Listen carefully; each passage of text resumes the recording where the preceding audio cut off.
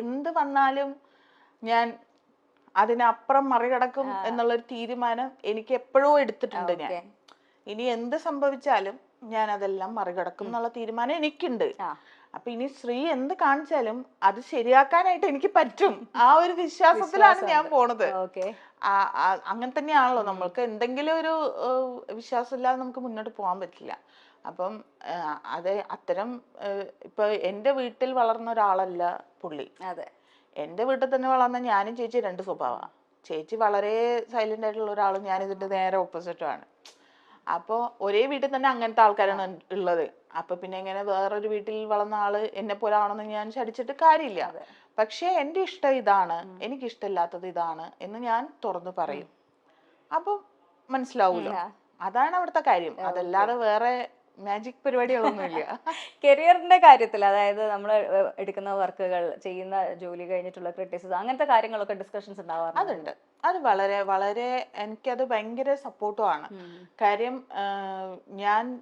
എനിക്ക് എന്ത് പ്രോഗ്രാം വേണമെങ്കിലും ചെയ്യാൻ ഉള്ള ഇത് പുള്ളി തരേണ്ട ആവശ്യമില്ല. പക്ഷെ ഞാൻ പറയുന്നത്, ഇപ്പം നീ എന്തിനാ അങ്ങോട്ട് പോയത്, അല്ലെങ്കിൽ നീ എന്തിനാണ് ഇത്ര മണിക്ക് ഇവിടെ വരണ്ടേ, അത്തരം പ്രശ്നങ്ങളൊന്നുമില്ല.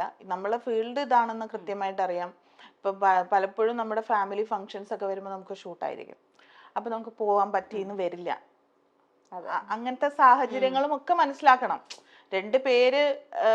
രണ്ടുപേരുടെ സൗകര്യം മാത്രമല്ല, അവിടെ വേറെ ഒരുപാട് കാര്യങ്ങൾ ഉണ്ടാവും.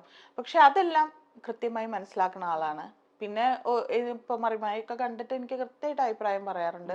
അത് ഇഷ്ടമായിട്ടില്ലെങ്കിൽ ഇഷ്ടമായിട്ടില്ല, അങ്ങനെ ചെയ്തു നോക്കൂ, അതെല്ലാം പറയാറുണ്ട്. പിന്നെ ഒന്നിനും എന്നോട് വേണ്ടാന്ന് പറഞ്ഞിട്ടില്ല. അപ്പം ഇപ്പൊ എനിക്കൊരു ഓൺലൈൻ സ്റ്റോർ ഉണ്ട്. ഓസ്കി എന്നാണ് അതിന്റെ പേര്. ഓസ്കി ഡിസൈൻസ് എന്നാണ്. അപ്പൊ അത് ചെയ്യട്ടെ, വേണ്ട നിനക്ക് സമയമില്ലല്ലോ, നീ ചെയ്യണ്ട, അതല്ല, ചെയ്തോ, നിനക്ക് ഇഷ്ടമുണ്ടെങ്കിൽ നീ ചെയ്തോ, ഓക്കെ അല്ലേ. ഉപ്പുമുളക് സീരിയലിലെ ഒരു നടി ആ സീരിയലിൽ തന്നെയുള്ള ബാലുവിനെതിരെയും ആ സീരിയലിൽ തന്നെ അഭിനയിക്കുന്ന SP ശ്രീകുമാറിനെതിരെയും പരാതി കൊടുത്തു എന്ന രീതിയിലാണ് ഈ സംഭവം പുറത്തു വരുന്നത്. ബിജു സോപാനത്തിനെതിരെയും SP ശ്രീകുമാറിനെതിരെയുമായിരുന്നു ഈ പരാതിയുടെ തുടക്കം. ഇവരിൽ ഒരാൾ ലൈംഗികമായി ഉപദ്രവിച്ചു എന്ന് മറ്റൊരാൾ ഭീഷണിപ്പെടുത്തി എന്ന നിലയ്ക്കുമായിരുന്നു പരാതി എത്തിയത്. ഈ താരങ്ങളുടെ കുടുംബങ്ങൾക്ക് നേരെയും വളരെയേറെ രീതിയിൽ പരാമർശങ്ങളും വിമർശനങ്ങളും ഒക്കെ ഉണ്ടായി. ശ്രീകുമാറിന്റെ ഭാര്യ സ്നേഹ വളരെയേറെ സോഷ്യൽ മീഡിയയിൽ ആക്റ്റീവായിട്ടുള്ള സീരിയലിലും സിനിമകളിലും ഒക്കെ നിറഞ്ഞു നിൽക്കുന്ന ഒരു താരം കൂടിയാണ്. ഇവരിപ്പോൾ അമ്മയും കൂടിയാണ്.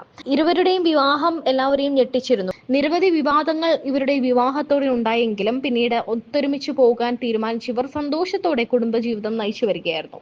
ശ്രീകുമാറിനെതിരെ വാർത്ത എത്തിയതോടെ ഭർത്താവ് പെട്ടുവല്ലോ എന്ന തരത്തിലാണ് ശ്രീകുമാറിനെ കുറിച്ച് സ്നേഹയുടെ സോഷ്യൽ മീഡിയ പേജുകളിലൊക്കെ വന്നിട്ടുള്ളത്. ഫസ്റ്റ് ഈ പ്രഗ്നന്റ് ആണെന്നുള്ളൊരു ന്യൂസ് എങ്ങനെയാ അറിഞ്ഞു ശരിക്കും? അത് ഒരു 12 ആഴ്ചയൊക്കെ ആയപ്പോഴാണ് അറിഞ്ഞത്. മറിമായത്തിന്റെ ലൊക്കേഷനിൽ ഫുഡ് കഴിക്കുമ്പോൾ എനിക്ക് എന്തോ ഒരു നെഞ്ചെരിയും പോലെ തോന്നി. അപ്പൊ എനിക്ക് പിറ്റേ ദിവസം ദുബായിക്ക് പോകാനുള്ളത് കൊണ്ട് ദുബായി പോയി പട്ടിണി കിടക്കണ്ടെന്ന് വിചാരിച്ച് ഞാൻ പോയിട്ട് ഡോക്ടറെ കണ്ടു.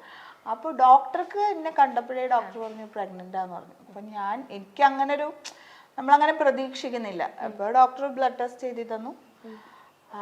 അപ്പോഴേക്കും റിസൾട്ട് കിട്ടിയപ്പോ പ്രഗ്നന്റ് ആണ്, പോസിറ്റീവ് ആണ്. ചേട്ടൻ എങ്ങനെ അറിഞ്ഞു? ചേട്ടനെ ഞാൻ ഫോൺ വിളിച്ചു പറഞ്ഞു.